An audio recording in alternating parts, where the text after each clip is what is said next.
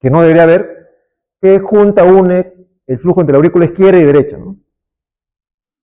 Prevalencia 7-11% más o menos de acropatías congénitas, es algo frecuente. ¿Y en qué consiste?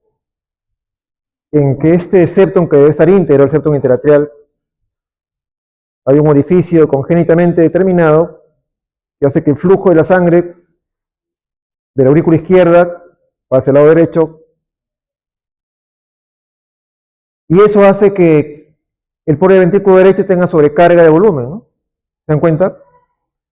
Doctor, pero ¿por qué no pasa de derecha a izquierda? ¿Por qué se antoja así? Porque recuerden que las cavidades izquierdas tienen más presión que el lado derecho, entonces el flujo es de derecha a izquierda.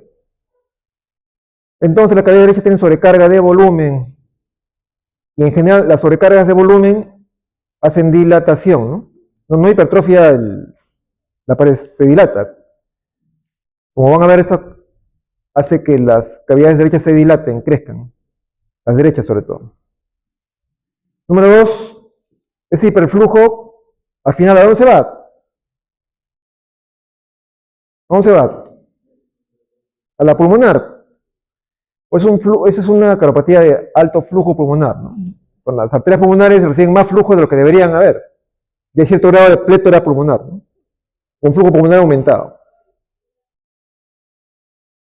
Y como saben, cualquier patología que les aumente el flujo pulmonar de manera crónica, pues se acabó la pila. ¿Qué pasa con los años? Cualquier enfermedad que tenga un flujo pulmonar aumentado, después llevará hipertensión pulmonar. A HTP, ¿no? Que son consecuencias de esta enfermedad, ¿no? Cualquier enfermedad que te dilate las aurículas, sea cual fuera la enfermedad, te predispone a arritmias, ¿no? Con este paciente más adelante hace fibrilación auricular, flúter, como consecuencia de esa dilatación, ¿no? Y poco a poco se falla cardíaca, ¿no? Hay varios tipos: tipo seno venoso, ostium secundum y ostium primum. De lejos, yo creo que acá me quedé corto. El más frecuente es ostium secundum, ¿no? Que son más o menos 70-80% de los casos. Es el que está en la parte central, ¿no? Es el más frecuente, de lejos. Los otros dos son esporádicos, muy raros. El tipo seno venoso se encuentra en la parte superior, cerca de la vena cava superior, y el ostium primum está en la parte inferior, cerca del septum interatrial. Y el ostium secundum está en el medio, ¿no? Como en ese gráfico, ¿no? Este es el ostium secundum o tipo fosa oval. Tipo seno venoso, acá en arriba, cerca de las venas cavas. Y ostium primum acá abajo, cerca de las válvulas atrioventriculares, ¿no? Consecuencia, como esto se acerca al techo, cerca al nodo sinusal, a veces se asocia esto a alteraciones del nodo sinusal, es el bradicardia, enfermedad del nodo. Otra consecuencia, mira, ¿esto qué sería acá? Este lado izquierdo, este lado derecho. ¿Estas venitas qué son? Las venas pulmonares. Se asocia esto al tipo seno venoso, y lo vamos a ver, a drenaje venoso anómalo parcial. O sea que esta vena, más que drenar a la parte izquierda, drena a la parte derecha, ¿no? Con este tipo seno venoso se asocia drenaje venoso anómalo parcial. Parcial porque solamente es uno, ¿no? El resto está bien. Y el ostium primum, en consecuencia de que esté cerca de las válvulas, es que a veces se asocia a lesión de las válvulas, sobre todo mitral, ¿no? Hay una patología, por ejemplo, el clef, no sé si han visto en valvulopatía mitral, el clef de la mitral se asocia a ese tipo ostium primum, ¿no? ¿Han visto un clef mitral? ¿Les han hablado? ¿Han visto la válvula? A veces comparan la mitral con la boca, ¿no? Parece una boca, es una boquita. ¿Han visto la válvula de Porino? De los niñitos que tienen una fisura palatina, la fisura palatina imaginaria de la válvula mitral es un clef. Igualito, o sea, viene así una fisura que es congénito y eso queda en insuficiencia, ¿no? Clef, C-L-E-F-T, clef de la mitral, ¿no? Se puede asociar a ostium primum, ¿no? Acá otra gráfica, el tipo ostium secundum, que es el más frecuente, 80% más, el tipo ostium primum, que está acá abajo, y el tipo seno venoso arriba, ¿no? Entonces hay un cortocircuito de izquierda a derecha inicialmente por lo menos, eso da hiperflujo pulmonar y con el tiempo hipertensión pulmonar, ¿no? No viene solo, a veces viene acompañado, como decía, drenaje venoso pulmonar no monoparcial, con ese no venoso. Vena cava superior izquierda persistente también. Cuando vean una comunicación interatrial asociada a estenosis mitral, tiene un epónimo, ¿no? Se llama síndrome de Luttenbacher. O sea, CIA con estenosis mitral, Luttenbacher se llama eso. Es poco frecuente. Puede haber un ducto asociado, puede haber estenosis mitral. Hay un síndrome que se llama Old-Oram. Es un problema congénito en el cual, de manera de nacimiento, hay un problema osteomuscular en las extremidades superiores, hay deformidad en los bracitos, y se asocia a un CIA, ¿no? Esa combinación de alteraciones osteomusculares de los brazos a un CIA es un síndrome de Old-Oram. También es raro, menos mal. Y en el caso del tipo ostium primum, decía que se asocia a válvula mitral hendida o cleft mitral, ¿no? El cuadro clínico va a depender del tiempo de evolución y de la severidad o el tamaño del SEA, ¿no? Más grande el SEA, peor. Más tiempo, más edad del paciente, peor, ¿no? En la infancia suele ser asintomático, los síntomas son a partir de la pubertad en adelante, puede haber palpitaciones por arritmias, disnea por falla cardíaca. Entonces, tanto la falla cardíaca como la arritmia, generalmente después de la tercera o cuarta década, si es que no son tratados quirúrgicamente en la infancia, ¿no? Cualquier dilatación, como en este caso, les lleva arritmia, ¿no? Fibrilación auricular, flúter, que empeora la falla cardíaca. A veces hay embolia paradójica, ¿no? Que la vez pasada discutimos. La embolia paradójica, recuerden, es cuando un émbolo de la pierna, que es frecuente, bien, la formación de trombos en las piernas lamentablemente es frecuente. Es frecuente. Y si se desprende de la pierna, lo normal es que vaya acá, pulmonar, y se queda un TEP chiquito y se acabó. Pero si tiene un CIAC o un foramen oval permeable, va al lado izquierdo, aurícula izquierda, ventrículo izquierdo, la aorta, cerebro, y termina un stroke, ¿no? Preocupa un trombo que se forma en la pierna. Es un riesgo adicional de este CIA, ¿no? O foramen oval permeable también da esto. Con el examen físico, ¿qué hay? Esto es de semiología. Estamos repasando, creo que lo discutimos el año pasado, ¿no? Estamos repasando. El segundo ruido amplio desdoblado, fijo, ¿en qué foco? Foco pulmonar, ¿no? Si ustedes hacen eso ya, la auscultación principal es en el foco pulmonar, ¿no? Desdoblamiento fijo del segundo ruido, ¿no? Fijo, porque recuerden que en la inspiración fisiológicamente se desdobla el segundo ruido, eso es normal. Fijo significa que independientemente del ciclo respiratorio, el segundo ruido está desdoblado. Y un soplo sistólico y activo en foco pulmonar por hiperflujo. ¿Qué cosa es lo que suena? ¿Qué es lo que suena? Porque hay un soplo en el CIA, ¿no? ¿Qué es lo que sopla? Acá hay huequito, doctor. Este huequito pasa acá y sopla. ¿Así es? No, eso no sopla. ¿Por qué no sopla esto? Esto no sopla. Número uno, que la diferencia de presiones entre aurículas es poquito. Acá están en 5, acá están en 3. No hay mucha diferencia de presiones. Como no hay mucha diferencia de presiones, no hay mucha turbulencia. Porque la turbulencia, que es el soplo, es en base a diferencia de presiones. Y si no hay mucha diferencia, no va a ser turbulento, va a ser un poco suave el flujo. Entonces eso no sopla. ¿Y por qué sopla? Y es por hiperflujo. O sea, el ventrículo derecho recibe más sangre de lo que debe. Y cuando se contrae, pasa más sangre de lo que debe acá. Y acá en la pulmonar hay un hiperflujo, ¿no? porque pasa más sangre de lo que fisiológicamente debería haber, ¿no? Como es un soplo de hiperflujo acá. El CIA en sí no sopla, sopla esto, el hiperflujo sopla. Y a veces un soplo mesodiastólico en foco tricuspidio, también por hiperflujo, pero eso no es frecuente. Lo más frecuente es desolamiento fijo, el segundo ruido, el soplo en foco pulmonar, ¿no? Por hiperflujo. Placa de tórax, sobre todo por de arteria pulmonar y ramas atadas, y una en las tres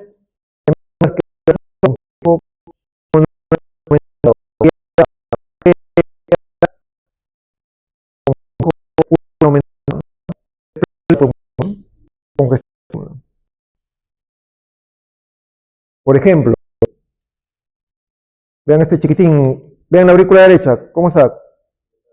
Está dilatadota, ¿no? Dilatada. Esta es la aurícula derecha. La aorta no se ve tanto, este es el arco pulmonar. Este de acá bombado es el pulmonar. Como la pulmonar tiene más hiperflujo, se dilata la arteria pulmonar. Esto es por la dilatación de la arteria pulmonar, ¿no? Y la vasculatura pulmonar está aumentada, ¿no? Otro caso parecido de la aurícula derecha dilatada. El ventrículo izquierdo no se dilata mucho. La derecha, cuando la punta del corazón va un poco hacia arriba, es dilatación del ventrículo derecho, ¿no? Acá un poquito. Y la pulmonar, esta es la pulmonar, no es la esta es la pulmonar dilatada, ¿no? Y aumento del flujo pulmonar. Más o menos típico de día, ¿no? En el electro, ya como se imaginan, si tiene sobrecarga derecha, algo le pasará a la parte derecha. El eje se va a la derecha, el PR puede estar un poco prolongado, suele haber bloqueo incompleto de rama derecha casi siempre, 95% de CIA ostium secundum, que casi todos, casi siempre bloqueo incompleto o a veces completo de rama derecha. En el tipo ostium primum, en el ostium primum ese que está bajito, el eje se va a la izquierda a veces, ¿no? Menos 30, menos 40, menos 90. O en otras palabras, hay un hemibloqueo anterior izquierdo. El fascículo anterior del haz de His del lado izquierdo a veces se compromete por el ostium primum y el eje se va a la izquierda, ¿no? Entonces un CIA y el eje está a la izquierda, piensen que es ostium primum, ¿no? Porque lo habitual es que esté a la derecha. Y puede haber ritmo nodal en un tipo seno venoso. ¿Por qué? Porque decía de que el seno venoso que está arriba a veces compromete el sistema de conducción en el 9 y puede terminar con ritmo nodal, ¿no? Entonces, esto es un electro más o menos típico de un CIA. El eje de CAR no está a la derecha, pero vean B1, B2, sobre todo B1, R, S, R', un S' chiquita acá, por un bloqueo de rama derecha, ¿no? El cambio 2 también igual. Y un poquito de T negativas acá en la cara anterior por sobrecarga derecha también, ¿no? Por sobrecarga derecha. El ostium secundum, o sea, el más frecuente, en la cara inferior, 2, 3F, frecuentemente tiene también un RC', una mediadura ahí, ¿no? Esto es más o menos típico del ostium secundum, que es el más frecuente, ¿no? La ecocardiografía es súper importante porque les va a definir ya el diagnóstico, les va a decir el tamaño. Vean, acá esta es la aurícula izquierda, ventrículo izquierdo. El lado derecho debe ser más chiquito que el izquierdo. Es chiquito, debería serlo. ¿Y acá cómo está? El lado derecho. Está más grande que el izquierdo. ¿Por qué está más grande? Bien, acá está la sangre de izquierda y se ve claramente cómo a través del CIA pasa al lado derecho y esa sobrecarga pues dilata la aurícula y ventrículo derechos, ¿no? Y acá ves el flujo, ¿no? Cómo pasa del lado izquierdo al lado derecho. Esto con contraste, A veces ponemos contraste con burbujas, ponemos 1 centímetro de burbujitas 9 de cloruro, lo agitamos y se forman burbujitas chiquititas. Lo ponemos en la vena y en la ecografía se ve así, ¿no? Este es el lado derecho del corazón, esta es la aurícula izquierda, aurícula derecha del septum. Y vemos cómo acá la sangre, ahora si ponemos burbujas por la vena, se va al lado derecho, ¿no? Esta parte blanca son las burbujitas que están en las cavidades derechas. Y acá la sangre está metiéndose al lado derecho, como un dedo de guante, no sé si ven ahí. Esto que...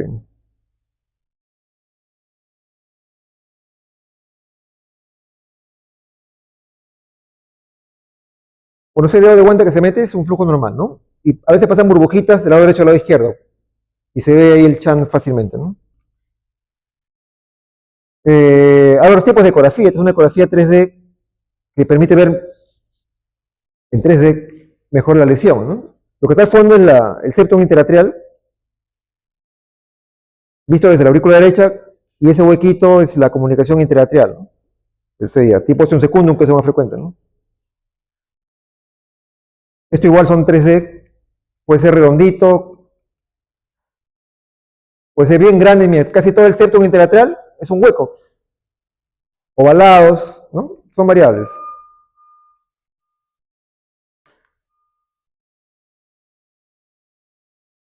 Está fallando la pila.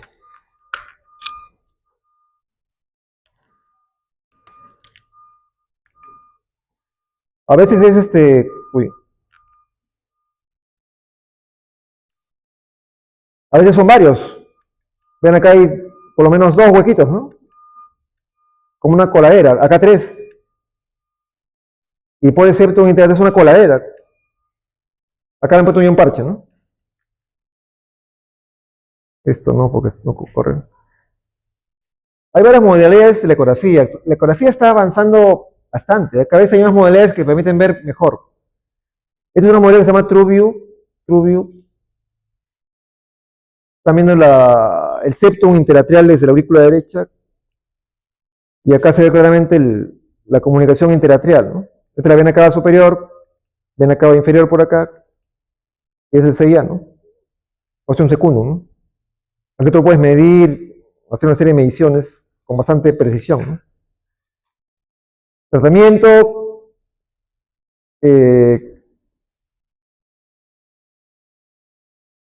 miren, en general si el paciente hace un poquito de falla cardíaca es manejar la falla cardíaca, ¿no? Y la decisión de cerrarlo en todas las congénitas que vamos a ver, las acinóticas, es en base al QPQS, ¿no? El QPQS, ¿han escuchado, no? QPQS. Q se refiere al flujo. QP es flujo pulmonar. Y S se refiere al flujo sistémico. Lo normal es 1. O sea, el flujo pulmonar debe ser igual al flujo sistémico.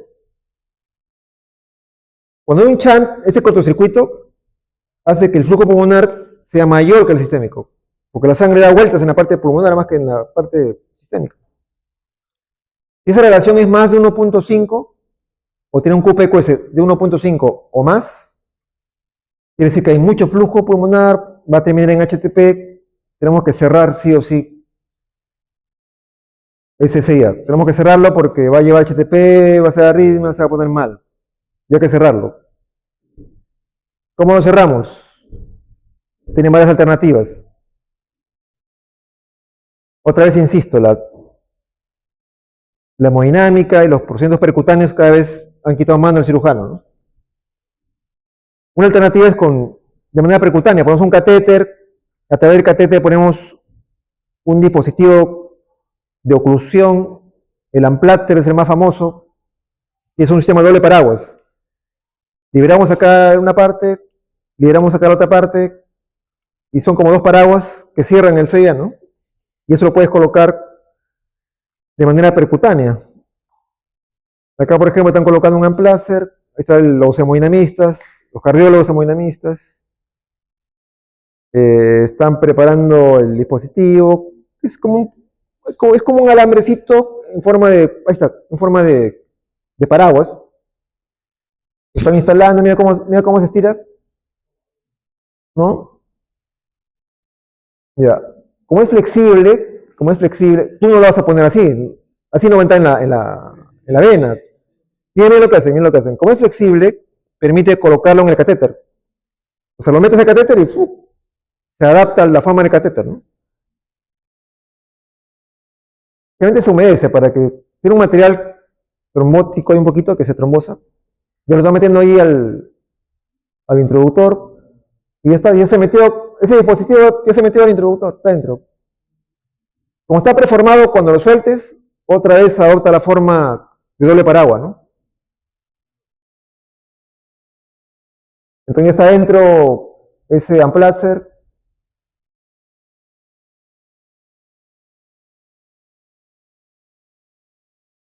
Tiene un introductor en la vena femoral ahí.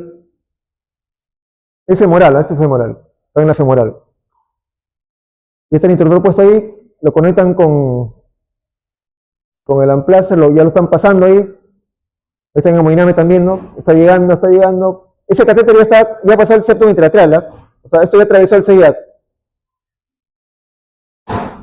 La punta está en el lado izquierdo. Y ahí se libera, y ahí va a liberar el primer paraguas, o la primera parte del paraguas. ¡Pup! Y se liberó. Jala un poquito para que esté en el septum intratraal ya. Y libera el segundo. Y listo. Ya no hice ya. Ya no hice ya. Este tubito feo es el ecógrafo transesofágico.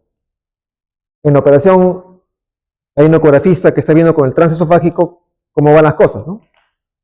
Y vemos directamente ahí con hemodinámica, con el fluoroscopio y con la ecografía transesofágica, que es esta, que está en el esófago, y vemos todo el procedimiento que quede bien, ¿no? Que no haya fuga, que haya cerrado bien, etc. Entonces, lo que antes se hacía exclusivamente por cirugía, se puede hacer por hemodinamia, ¿no? Pero tiene indicaciones, ¿ah? No pueden poner a todo el mundo. No pueden. ¿Por qué? Porque un ratito a buenos bordes, ¿no? Porque esto se ancla, como ven. Tiene que haber bordes para que se ubique. Si no hay bordes buenos, ¿qué podría pasar? Se sale.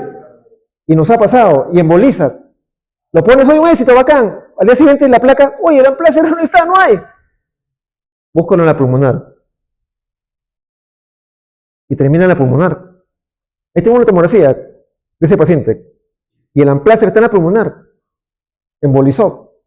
Porque no entraron bien. O los bordes estarán muy chicos. Entonces no se puede hacer todo el mundo. Hay características anatómicas que permiten en algunos hacer esto, no en todos. Si no, cirugía. No, no se puede hacer a todos. No se puede hacer a todos. Y ahí querían.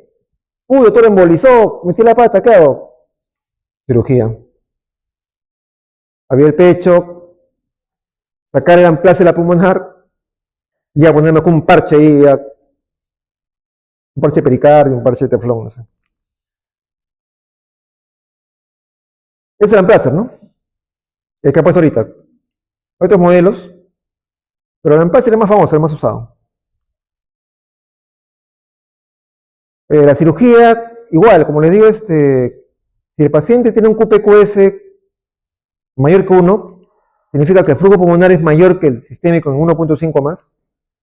Quiere decir que hay mucho flujo pulmonar, el circuito es grande, y si no se corrige va a terminar en hipertensión pulmonar, va a ir mal. Y hay que cerrarlo, ¿no? Con cirugía, lo más precoz posible, ¿no? Cuando tenga 2 a 5 años, cosa que evitamos que el lado derecho crezca demasiado. Porque si lo ponemos en adulto, ¿por qué no ponemos adulto, Yarsen?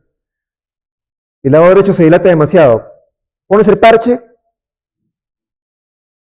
la dilatación ya quedó. Ya quedó.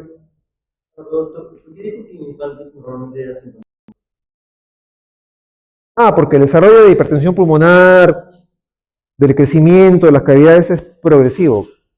Con un niñito de repente no está tan dilatado, uno tiene HTP, como que lo tolera, ¿no? Pero pasan los años, se dilata más el lado derecho, aparecen las arritmias después de décadas, y el paciente ya tiene más síntomas, ¿no? En los chiquitos, como que justo para que no haya síntomas, es que hay que operar el niño, ¿no? Para evitar que no se dilate el lado derecho. Si lo operas ya de adulto dilatado, de repente ya lo operas, otro lo mejoré, pero ¿sabes qué? Me queda con la arritmia. Y ya se quedó con la arritmia. Entonces hay que operarlo lo más precoz posible, ¿no? En el adulto se puede operar, pero lo ideal es joven, ¿no? Joven o niño, ¿no? Contraindicación de cualquier cirugía, esto pasa en el CIA, CIB, PCA. Si tiene síndrome de Eisenmenger, no expliqué qué es Eisenmenger, ¿no? Cuando la presión del lado izquierdo, o la hipertensión, perdón, cuando la presión del lado derecho, la hipertensión pulmonar, supera al de la aorta, estas alteraciones invierten el flujo. Y de lo que era izquierda a derecha, se puede convertir en derecha a izquierda, ¿no? O sea, la sangre venosa pasa al lado izquierdo y se convierte en cianótico, ¿no? Y en general, si la HTP es severa, la hipertensión pulmonar severa e irreversible, ya perdió su Sánchez quirúrgico y lamentablemente no va bien, ¿no? No va bien, ya no se puede operar. Entonces no hay que esperar a eso, ¿no? Hay que operarlo lo más precoz posible, 2 a 5 años de niño. De adulto ya es un problema.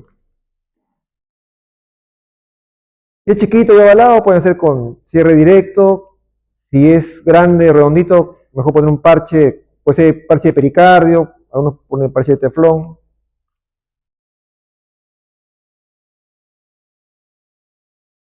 Otro, la comunicación interventricular o CIB. Ya, lo mismo que en el CIA, pero en el ventrículo, ¿no? Hay un defecto del tabique interventricular. Es frecuente, 20-25% de las congénitas. Recuerden que el tabique ventricular tiene una zona membranosa y una zona muscular, ¿no? Y a su vez se dividen de entrada, de salida, infundibular y trabecular. El más frecuente de lejos del CIB es el perimembranoso, que está justo debajo de la válvula aórtica. 70-80% es perimembranoso. Está en la zona membranosa del septum interatrial, que es la zona que está justo debajo de la aorta. Es el más frecuente. A veces se asocia a PCA, coartación de aorta, puede ser. En general, si la comunicación interventricular está cerca o muy cerca de la válvula pulmonar o aórtica, a esa altura altera la estructura de la válvula y hace que por lapso de la válvula ya hay insuficiencia valvular. O a veces asocia insuficiencia aórtica o pulmonar cuando está muy cerca de la válvula, ¿no? A ver, ¿qué pasa acá? Ese huequito, el CIB, hace que el ventrículo izquierdo parte la sangre que debería ir todo solamente a la aorta. Y justo ahí no traje mi puntero.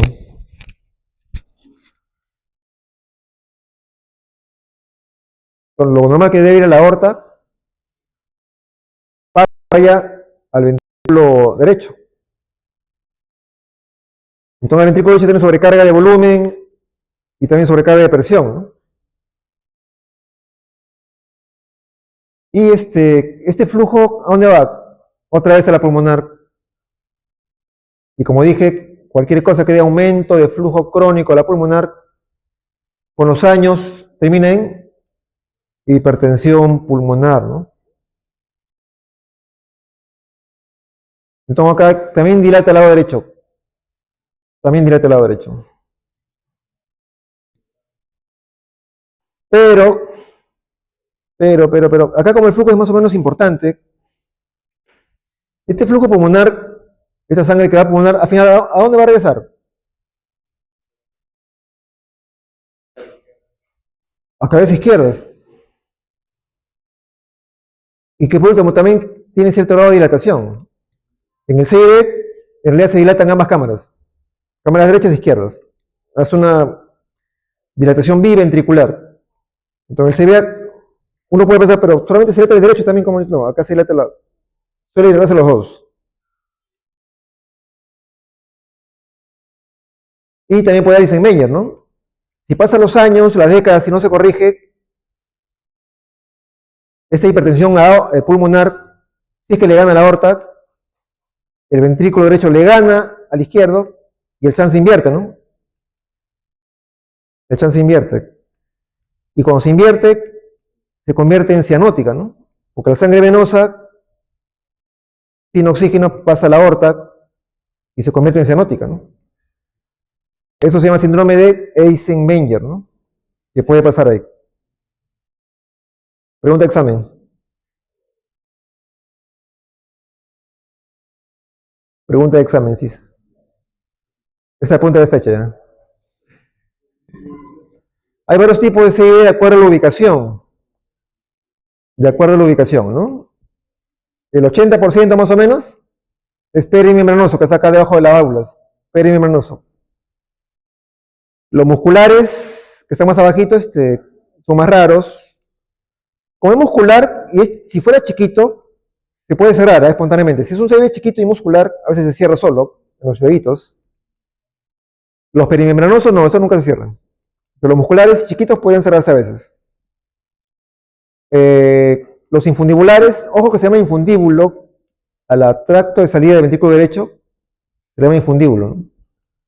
Los infundibulares, frecuentes en los asiáticos, 30%, no se cierra espontáneamente. El perimembranoso, que es el más común, tampoco se cierra espontáneamente. Los musculares sí a veces. El de entrada, que está debajo de la mitral, se asocia a síndrome de Down. Los niñitos con Down, lamentablemente, tienen mucha relación con cardiopatía congénitas, ¿no? No sé Down, tenemos que ver el corazón, porque tiene PCA, CIB, CIA asociado. Tienen CIB, el Down puede tener CIB, ¿no? Y cuando tiene CIB, ese tipo de entrada debajo de la mitral. Entrada o canal se llama ese tipo de CIB, ¿no? Hay varios tamaños, el ventrículo derecho está sometido a sobrecarga de volumen y presión, hipertensión pulmonar de grado variable de acuerdo a los años, y la evolución, como les digo, puede llevar a un Eisenmenger. Ojo que el Eisenmenger, menos mal, requiere un tiempo de décadas para que se desarrolle. Nunca van a ver un niño con Eisenmenger. Eso no existe. No hay niño con Eisenmenger. Recién después, cuando tenemos 20 años, 30 años, ahí empieza a aparecer, ¿no? No tenemos un tiempo de corregirlo, no esperar. Cuando hay Eisenmenger ya no podemos hacer nada. Ya no se puede corregir ya. ¿Por qué no se corrige? A ver, vamos a por acá. Doctor, ¿qué pasa si tiene un Eisenmenger, la presión acá está volando más que la aorta, está invertido el flujo? Pero igual, por lo cierra, pues, se me da ganas de cerrarlo, doctor, yo quiero cerrarlo. Y lo cierras. La presión es tanta que el ventrículo derecho claudica, no soporta, es demasiada presión. Este CIB más bien está haciendo como una válvula de escape que no soporte tanta presión. Si lo cierro, cierras esa válvula de escape y el ventrículo derecho no soporta tanta presión. Claudica y se muere. Entonces cuando tienes Eisenmenger ya no hay nada que hacer. Ya no puede hacer nada. Después un trasplante de corazón-pulmón, ¿no? Pero hacer trasplante de corazón-pulmón es muy difícil, ¿no? No hay que esperar a eso, hay que operar de niño igual. El mensaje es detectarlo y operar de niño. No esperar que pase todo esto. Con el Eisenmenger lo que pasa es que esto de acá se organiza, se hace una hipertrofia de las paredes de las pulmonares, hace que la hipertensión pulmonar sea irreversible y el flujo se invierte. El flujo se invierte. No hay que hacer nada. Ya no se puede hacer nada.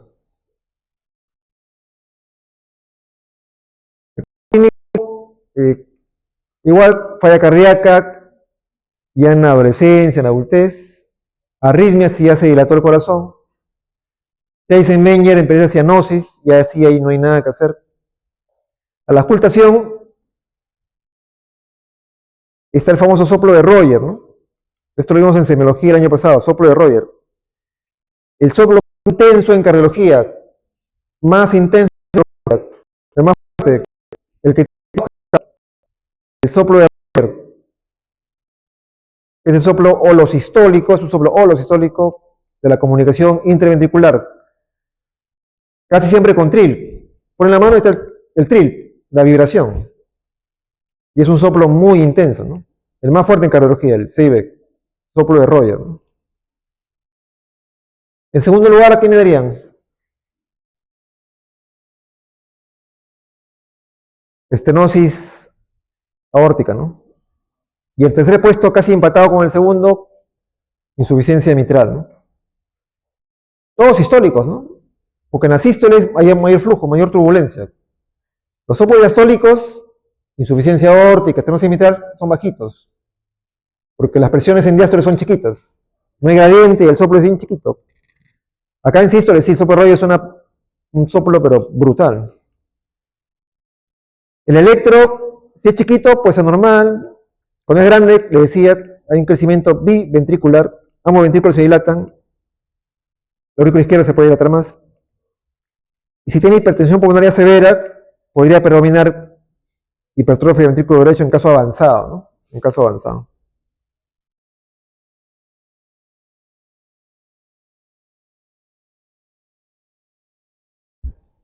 Y acá lo que llama la atención más es en precordiales, ¿ah? Un signo de crecimiento biventricular, por ejemplo, que también se ve en la tetralogía de Fallot, que vamos a ver más adelante, es este salto. A veces tiene una R alta en B1, acá no, pero a veces hay alta en B1, y hay un salto de isobifásicas amplias en precordiales medias. O sea, B2, B3, B4 es isobifásico. RS altas, RS grandes, ¿no? Son isobifásicas grandes en precordiales medias. Esto es característico de un crecimiento biventricular, ¿no? Bueno, que tiene una R alta en B5, está un poco dilatado posiblemente, ¿no? Este patrón, que también se ve en el Fallot, se llama signo de Katz-Wachtel, ¿no? Katz-Wachtel. Esto no lo voy a preguntar.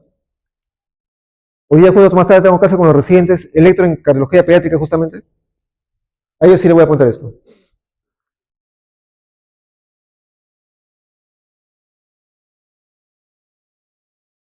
La placa de tórax tiene un crecimiento biventricular. Ven, casi el ventrículo izquierdo está dilatado, casi la pared, ¿no? Recuerden que el ventrículo izquierdo crece la punta hacia abajo, hacia afuera. Como hay aumento del flujo pulmonar, vean la pulmonar, el tronco de la pulmonar completamente dilatado. Y una gran plétora pulmonar, porque también hay aumento del flujo pulmonar, ¿no? Acá igual, vean, ventrículo izquierdo dilatado, la aurícula acá está un poquito dilatada, a la derecha también. La pulmonar dilatada, completora pulmonar incrementada, ¿no? Esto es una cardiopatía también de alto flujo pulmonar, ¿no? La ecografía es fundamental, muy importante porque les va a decir el diagnóstico con más certeza, la ubicación, el tamaño y el compromiso hemodinámico, o sea, si hay hipertensión pulmonar o no, el tamaño, las gradientes, y generalmente con eso solamente decidimos la operación, ¿no? Acá vean, este es el ventrículo izquierdo, mitral, aurícula izquierda, ventrículo, aurícula derecha, tricúspide, y acá hay un CIB, este colorcito, la sangre pasa del lado izquierdo a derecho, ¿no?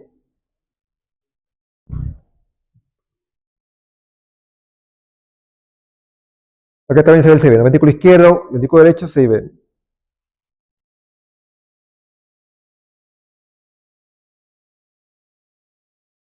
En el CIB muscular, en los chiquitos, puede haber un cierre espontáneo, pero la gran mayoría no se cierra y hay que cerrarlo. No, como el 80% son perimembranosos que nunca se cierran, casi nunca se cierran. Pero si es muscular chiquito, podría cerrarse, ¿no? La falla cardíaca aparece en el desarrollo. Cuando son muy chiquitos generalmente lo tolera, pero conforme crece chiquito aparece cardíaca, arritmias. El invertido derecha-izquierda es raro antes de la segunda década, ¿no? Esto aparece en la adolescencia, en todos los casos, después de los 20 años, 20, 30 años. Recién puede ser ese Menger, ¿no? Miren, acá el tratamiento, ese falla cardíaca es la terapia de falla cardíaca, pero acá es igual que los casos anteriores, es cerrar el CB, ¿no? Si el QPQS es mayor de 1.5, tiene indicación quirúrgica y hay que cerrarlo porque si no lo cerramos, termina en Eisenmenger y ahí sí no hay nada que hacer, ¿no? ¿Cómo lo cerramos? Acá sí es quirúrgico, ¿ah? Acá es quirúrgico. Acá es el CIB, y acá ha puesto un parchecito de pericardio el cirujano. Voy a poner un Amplacer, doctor, tan bonito que he visto ahí como el CIA. ¿Por qué no pongo un Amplacer? Eh, ¿Ah? ¿Por qué no podemos? Sí, sí. Si con esas presiones pequeñas el Amplacer se puede desplazar y embolizar, ¿te imaginas qué puede pasar acá con presiones tan altas? Habría más riesgo que se desplace, ¿no? Entonces, generalmente el Amplacer acá, como hemos visto, no suele usarse CIB. Digo no suele porque a veces sí lo usamos. Es un parche pericárico. No, está bien suturado. Está bien suturado. Está bien suturado. Y lo ves, o sea, lo ves, lo estás con la mano ahí, ¿no? Tú mismo lo ves, lo coses, lo pruebas. El Amplace es un poco a ciegas, lo pones y a ver cómo quedó. A veces no se alinea bien, se sale. Pero sí se pone. Sí se pone. Si, por ejemplo, no puedes operar porque el paciente es frágil, no quiere operar este paciente, no, que no me quiere operar. Hay alternativas, Amplace, pero con esos riesgos, ¿no? Con esos riesgos. Ya, generalmente en la cirugía de los bebitos, si no está la idea general, si no está descompensado, hay que esperar a que el niño crezca. Porque operar un mini corazón chiquitito no es fácil. No es fácil. Entonces, generalmente esperan a los 2, 3, 4, 5 años, y a los 5 años está todo bien, y ahí opera tranquilo, ¿no? Pero operar recién nacidito, generalmente lo evitamos. Porque el cirujano tiene mucha dificultad en un corazón microscópico, está operando y olvídate. Hay que esperar a que el niño crezca. Y menos mal que nos da tiempo, porque la sintomatología, la descompensación, recién aparece después de la adolescencia. Aunque lo operes a los 4 o 5 años, tranquilo, ¿no? Ahora, en caso de un CD muy grande, en que siendo muy chiquito, a los pocos meses se descompensa, por lo menos después de los 6 meses, ¿no? Pero recién naciditos, generalmente no operamos salvo excepciones muy contadas, ¿no? En cianóticas sí vamos a ver, ¿no? Otro, el PCA. Y creo que con esto acabo las axiomáticas. Por eso. El ductus, ya como saben, el ductus es normal en la vida fetal, pero cuando uno nace, se tiene que cerrar el ductus. Pero lamentablemente hay un grupo de pacientes que no se cierra y queda persistentemente, ¿no? 5 a 10% de los casos, es más frecuente en mujeres que en hombres en una relación de 3 a 1. En los prematuros, sí es frecuente, ¿eh? Si no es un bebito y es prematuro, esto me queda corto, que es más de la mitad de casos tiene PCA, tiene un ductus. Pero, a diferencia de a término, se cierra. O sea, mira, un niño prematuro, hoy tiene ductus, se va a cerrar, se va a cerrar. Lo más probable. Hoy un niño término, todo rosado, rechoncho, ¿cuánto pesa? 4 kilos. Tiene un PCA, no se va a cerrar. Ya estás con tu PCA ahí. Entonces el prematurito sí, cuando tiene ductus, se cierra solo.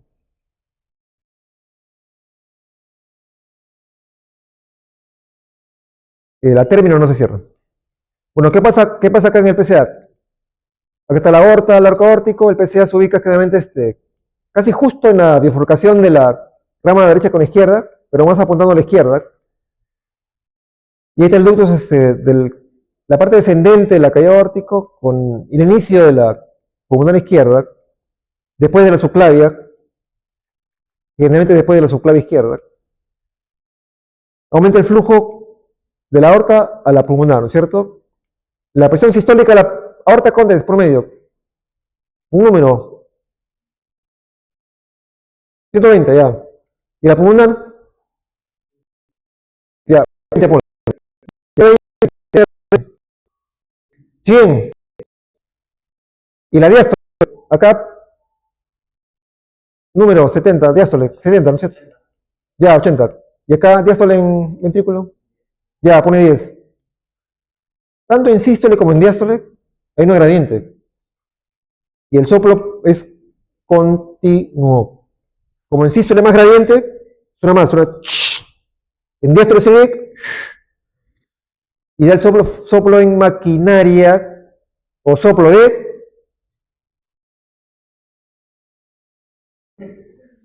Como yo era Polastri, ustedes no han conocido yo la Polastri, ¿no? Cuando cantaba Eco, ¿se acuerdan? Eco, así hacía la Polastri. Yo llegaba a ir a su programa cuando era niñito. Yo llegaba a ir, cuando era chiquito, estaba en Yola Polastri. No he sido burbujito, pero estaba ahí. Es buena gente, pero es su carácter. Se comporta mal, te renegaba. Me da pena cuando se murió Yola Polastri, yo la he conocido. Me ha dado pena, la verdad. Es un símbolo de las canciones infantiles, ¿no? ¿Cómo se llama? El soplo maquinario, soplo de Gibson. Esa es semiología, lo dije el año pasado. ¿Por qué es? Por un soplo continuo, acá. La parte más fuerte es sistólica, la parte menos diastólica. En maquinaria porque parece un tren. El tren como es. En maquinaria o de Gibson, porque lo escribió, soplo de Gibson. ¿Dónde se escucha? Área pulmonar, en el foco pulmonar.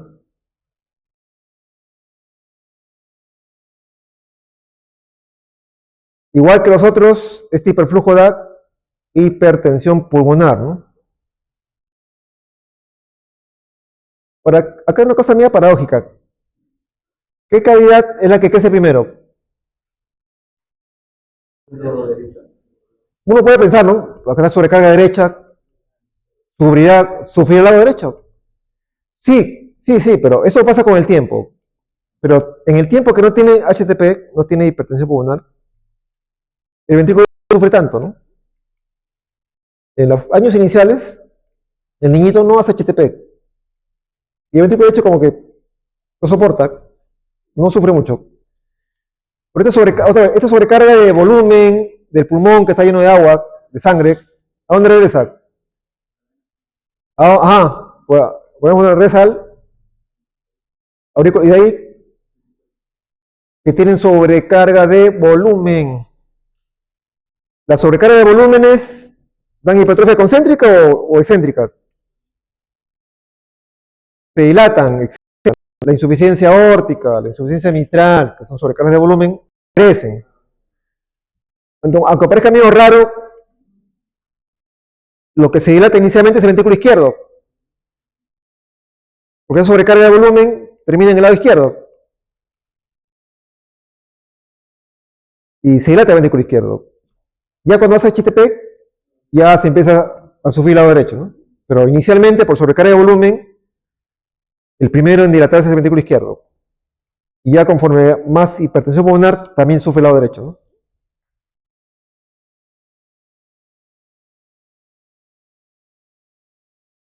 Si es chiquito, en los niños, gente, si es pequeño no siente nada, puede ser asintomático. Mientras más grande es el PCA, más hiperflujo y más falla cardíaca, infecciones respiratorias, si es que el PCA es grande, ¿no? Al examen físico, miren, hay dos patologías que suelen dar la danza arterial o el pulso saltado, ¿no? Uno, la insuficiencia aórtica. El ductus puede tener un pulso saltado parecido a la insuficiencia aórtica. Como está dilatado el ventrículo izquierdo, el choque de punta, o sea, el impulso ventricular izquierdo está aumentado, desplazado a la izquierda. El segundo ruido está desplazado por el soplo continuo, como acá vean el dibujito. Como el segundo ruido está en el medio, es enmascarado por el segundo ruido. Y el soplo continuo, que se escucha principalmente en el foco pulmonar, es de grado variable, ¿no? 1 a 4 sobre 6. El soplo continuo es doble maquinaria o de Gibson, ¿no? Pulso periférico saltones, y obviamente la presión arterial puede ser con diferencial amplia, ¿no? De 130 a 50, como en la insuficiencia aórtica, diastólica alta y diastólica media baja, ¿no?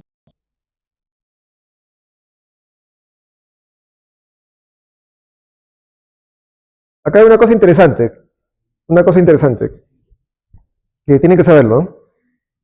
Cuando hay Menger, el PCA, ¿qué va a pasar? Ojo, acá no está el foco, la subclavia izquierda está antes del PCA, ¿no? ¿Este puntero? ¿Mm? Tiene su... Tiene su...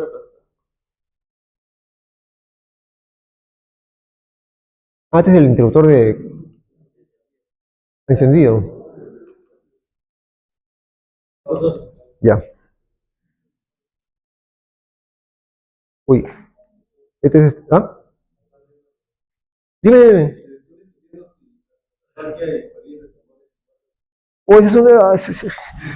Es un... Sí, eso es como discutir cuántos ángeles entran en la cabeza del alfilero.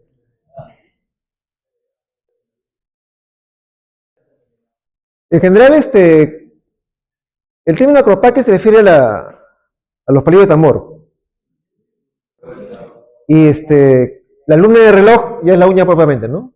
Es así, toda redondeada, bien convexa, ¿no? Sí, una estaba buscando y no está definido claramente. Francamente es un tema de tesis eso, tesis doctoral. La fisiopatología, no sé, biomolecular, que la determina, no está bien estudiada. Si bien es cierto, la cianosis crónica es una causa más frecuente y florida, hay otras causas. En neumología también han visto esto, ¿no es cierto? Un paciente con EPO crónico, neumonía crónica, también termina igual. Otras patologías periféricas que también dan una cosa parecida sin que sean cianosis. Un tema complejo, la verdad. Pero vean, decía que la subclavia izquierda es antes del PCA. ¿Está bien? ¿Qué pasa cuando se invierte el flujo?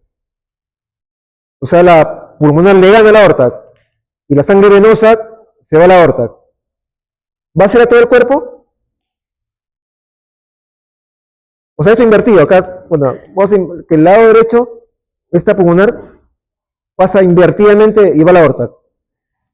¿Esa sangre venosa es a todo el cuerpo? No. ¿A dónde va? ¿Mm? A los miembros inferiores, porque está después de la subclavia izquierda. Entonces, sangre venosa se da solamente para abajo. Y la cabeza y los brazos está normal. Entonces, si tú pones el pulsoxímetro en la mano, 98, doctor. Pone en los pies, 80. Esa diferencia te dice, hombre, acá tiene un ductus invertido, ¿no? Y tiene un Eisenmenger, ¿no? Consecuencia de ello es que puede ser acropaquia solamente en los pies y no en las manos. Porque la cianosis es solamente en sus pies, las manos no. Cuando un Eisenmenger en el PCA, hay esta diferencia entre los y acá están casi normal, con los pies en con reloj, acropaquia, ¿no? En un Eisenmenger con PCA, ¿no? Pulsoxímetro acá en la mano, normal. Y en los pies está saturando, ¿no?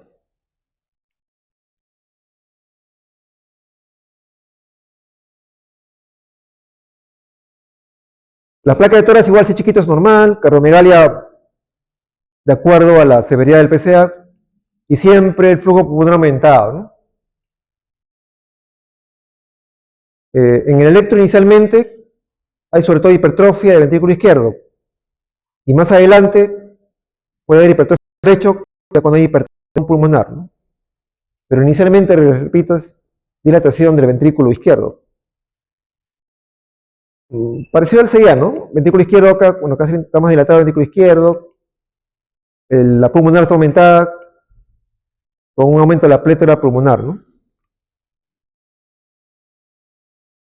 Y acá en ese electro, vean que las zonas CR son acuminadas, son altas acá en B4, B5, B6, por hipertrofia del ventrículo izquierdo, y la onda T, ¿está normal? La onda T, ¿qué les parece? Es sutil, pero no es normal. ¿Qué tiene?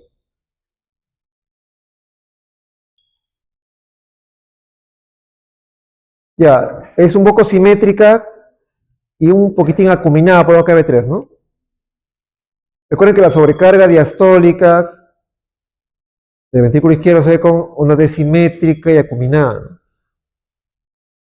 La sobrecarga de volumen, PCA, insuficiencia aórtica en un inicio, es onda T simétrica y acuminada.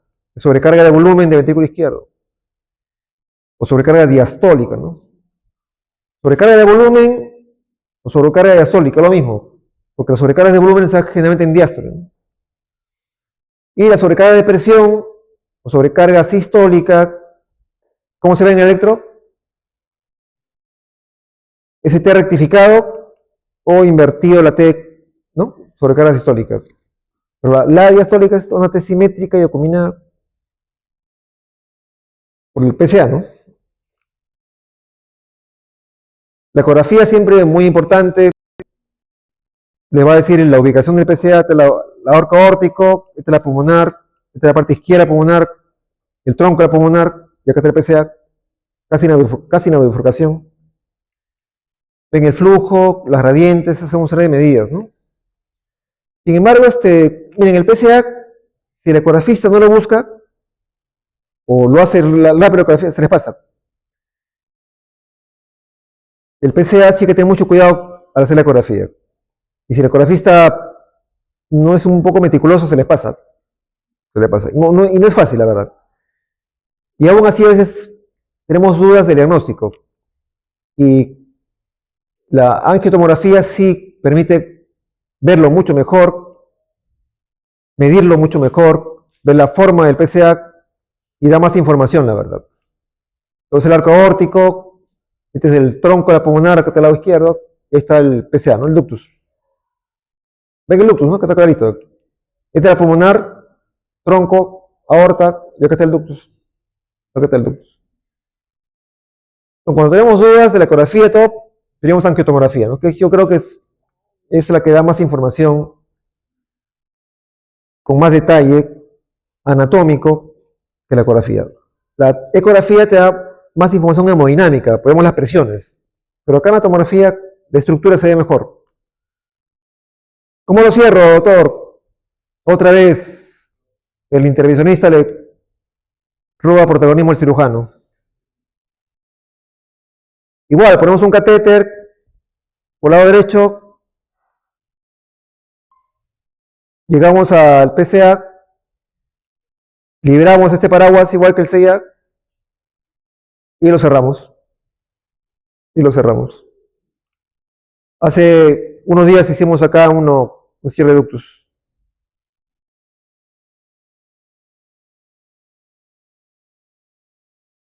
Acá han puesto dos catéteres, uno en la arteria, otro en la vena.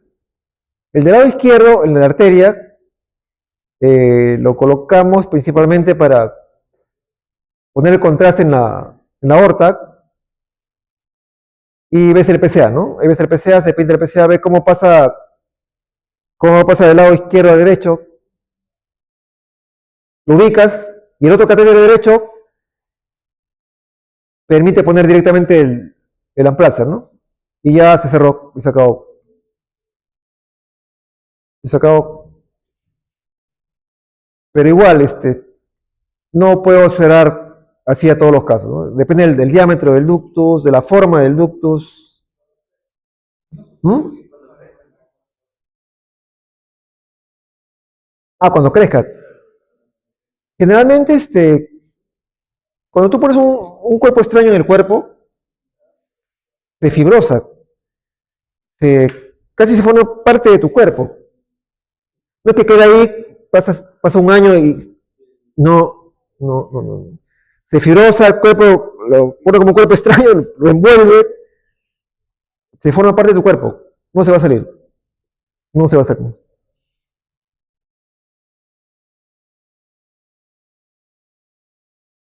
Se sale en la fase aguda en todo caso. Si no ha sido bien colocado, en la fase aguda, sí migra, como les conté, que migra, se sale, en la fase aguda.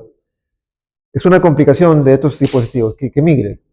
Pero una vez que ya pasó meses o años, no, ahí se queda. Ahí se queda pegado con Terrocal. Todos los dispositivos percutáneos siguen siendo caros lamentablemente. De la Plaza el último no tenía un costo, pero también está caro, ¿no? Está caro, está caro. Lamentablemente los percutáneos están caros. El intervencionismo percutáneo más barato, no digo barato, menos caro, menos mal son las angioplastías, ¿no? Coronarias. Un stent coronario, menos mal ha bajado bastante el costo, si consigues por 2000 soles un stent de repente. Entonces, un poquito es asequible, ¿no? Y bypass, stent coronario sí ponemos con bastante frecuencia. Pero otros dispositivos, Amplacer, son más caros y eso también nos limita, ¿no? Los costos, lamentablemente, ¿no? Sí, sí. Después de que esa parte administrativa la luchamos, sí, sí. Pero no es fácil, no es que tú, hoy, ¿sabes qué? Necesito un carro desfibrilador. Dámelo, pues. Tienes que justificar, a veces tienes que ir al Canal 4 o ya te ve, no me quieren poner. No estoy bromeando, así ha pasado. El que se queja, uy, allá, y el director recién ya pone su. Eso nos ha pasado mil veces, ¿no? Pero sí, sí puede cubrir. Pero no es que, como te digo, está en farmacia, toma. A ver si alguien quiere ser ministro de salud en el futuro.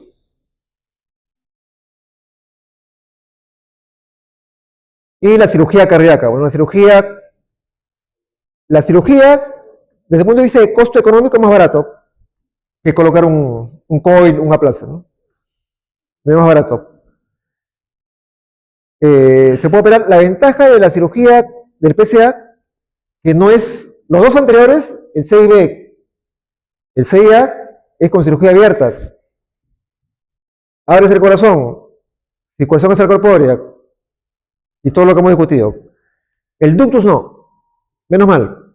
El ductus es una toracotomía lateral, no es con circulación extracorpórea, el corazón sigue latiendo normal y lo cerramos. Menos mal. Dentro de cirugías cardíacas es una no tan compleja, porque no usas la máquina corazón-pulmón. Es algo bueno, ¿no? Y tiene una mortalidad bien baja, ¿no? Ah, falta eso. Y para acabar esta parte de la acinemática es la coartación de aorta, ¿no? Coartación de aorta. 8 a 10% de los casos, más frecuente en hombres que en mujeres, 2-1 en relación. Y consiste en un estrechamiento de la aorta, generalmente en la aorta torácica superior, y a veces se asocia válvula aórtica bicúspide. Cuando vean válvula aórtica bicúspide, busquen coartación. Si ven coartación, busquen válvula bicúspide. Se asocian, se relacionan, ¿no? ¿En qué consiste? En un estrechamiento congénito del inicio de la aorta descendente, por lo general, ¿no? Acaba el arco aórtico y se estrecha ahí, ¿no? Estrecha el ductus. Consecuencia, que la parte inferior del cuerpo no recibe un flujo adecuado. Número 2, como está obstruido acá, ¿quién va a recibir casi toda la sangre? Los miembros superiores. ¿Y la presión cómo está? Es una causa de hipertensión secundaria, ¿no? Ustedes ven a un niño, un jovencito, hipertenso, fíjense los pulsos pedios. Si el pulso pedio o femoral está bajo y tiene hipertensión, es muy probablemente una coartación de aorta, ¿no?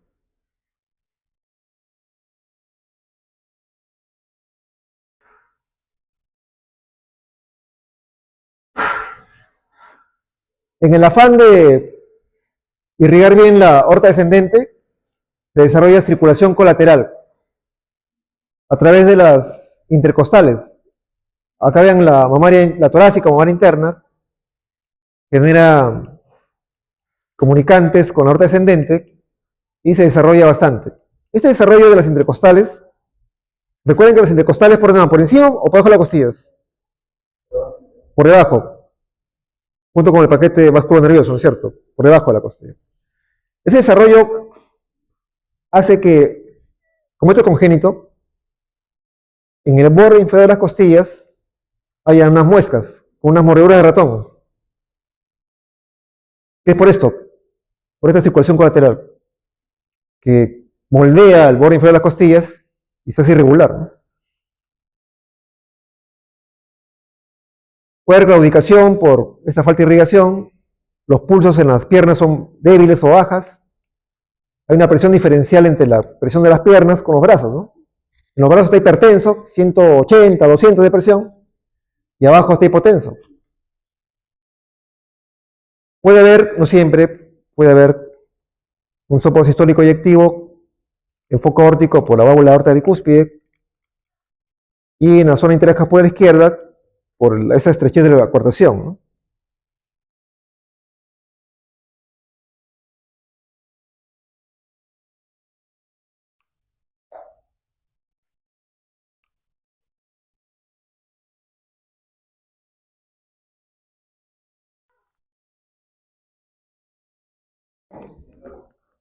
Mm.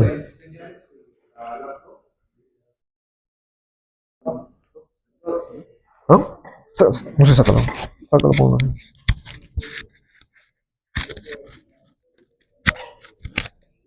Gracias, gracias.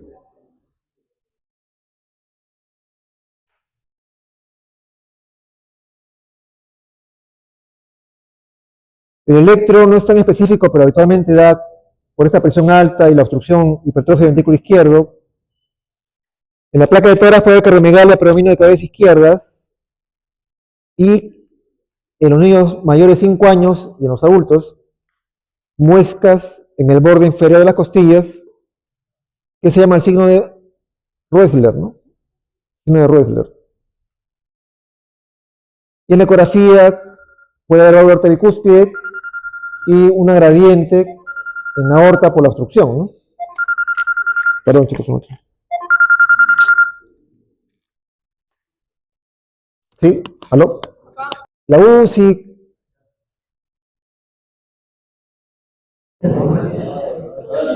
La emergencia. ¿Qué es lo que...? La casa, hermano. Y cuando tienen hijitos, esa la chava. Ya van a... ¿Hay mi papá? ¿Todavía no?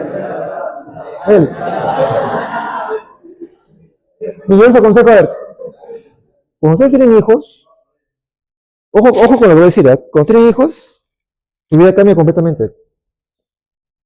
Tu modo de pensar, tu filosofía de vida, tus prioridades se cambian y tiene que ser, y todo va enfocado a tu familia y a tu bebé. Y obviamente más inversión de tiempo a tu familia, ¿no? Entonces yo les aconsejo, hagan si quieren hacer su especialidad, tiene que ser antes que tengan hijos. Si van a tener hijos, el sacrificio va a ser mucho mayor. Y el sacrificio no solamente para ustedes, el sacrificio de la familia, ¿no? Porque tienes a tu hijito lejos de su papá, porque ustedes no van a estar en la casa, no va a crecer bien el chiquitín, ¿no? Porque no va a salir la imagen materna como debiera ser. Yo les aconsejo, cuando hagan la especialidad, por lo menos hagan casarse, sí que se pueden casar ahorita, no hay problema.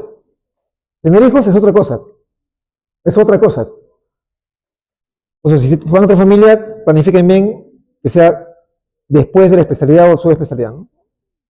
Porque cuando van a hacer la especialidad o subespecialidad, es a tiempo completo, ¿ah? Ahí sí es tiempo completo, tiempo completo. Depende de la especialidad en realidad. Depende de ramas que son más tranquilas, pero hay otras que son así, bien demandantes, ¿no? En realidad la etapa más dura, cruda y dura de la formación médica no es el internado, no son ustedes, es el R1. El R1 es la fase más cruda, dura y hace poco se suena chiquita del rebate. Yo empezaba, debe ser R1, pobrecita. ¿Qué fue? ¿Saben algo? Era reciente al final. De neuro. Porque la sociedad de reciente lo negó. No es reciente, dijeron. Sí era. Me mato. ¿R1 era? Era residente. Ya, de hecho, para que alguien se suicide, ha tenido problemas emocionales fuertes.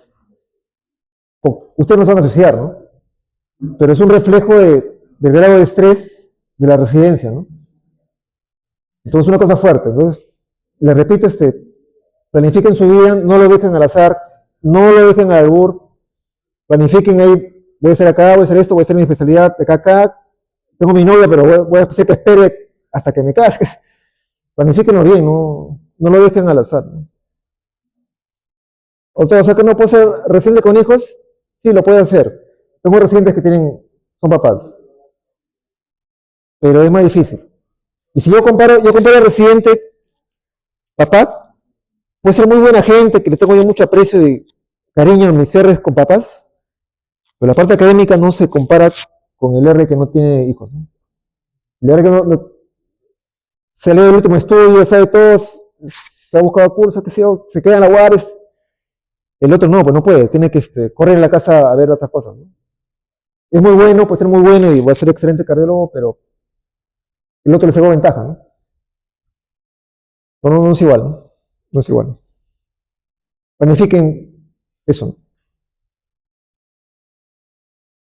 Puede ser papás, pero yo me acuerdo una rotante de endocrinología, R1 conmigo, mi co-R, era endocrino.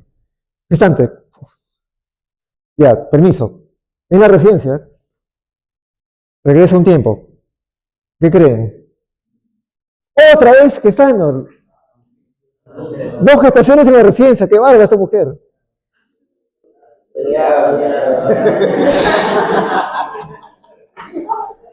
Entonces su formación, pero era muy buena, muy buena, muy buena, pero su formación se dio mediada por esto de la familia, ¿no?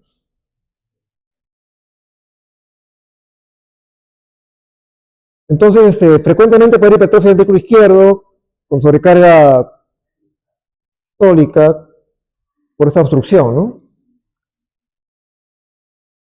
En la placa de tórax se ve claramente 2 signos ahí.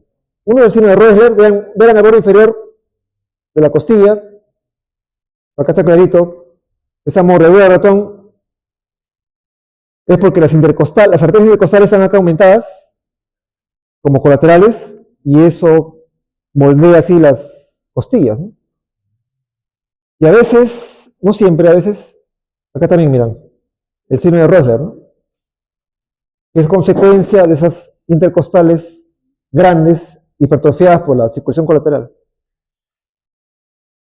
Y el signo del 3, que no siempre se ve, ¿no? O sea, acá está el arco aórtico, y justo en la coartación está metidito por la coartación misma, ¿no? Y da un signo de 3, acá, como un 3. Esta es la coartación. Y un poquito de las malladuras acá en las costillas que no se ve mucho.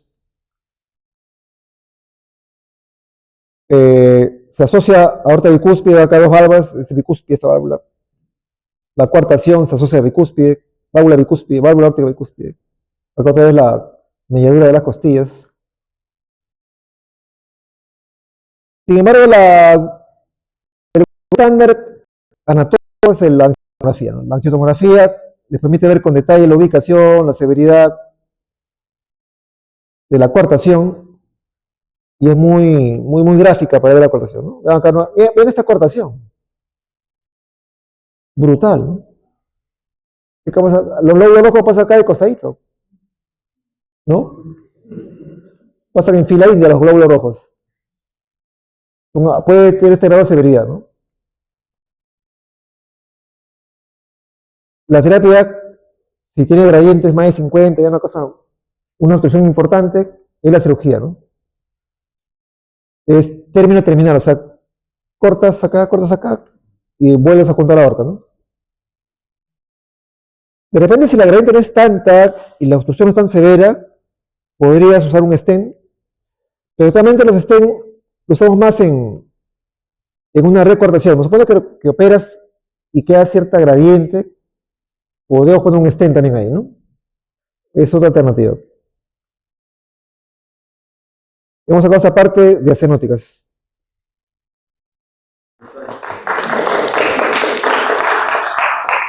Ahora nos faltan las acenóticas. ¿La hacemos virtual o...? Sí, porque están todos cansados, yo también estoy cansado. Miren, les he visto dormir a varios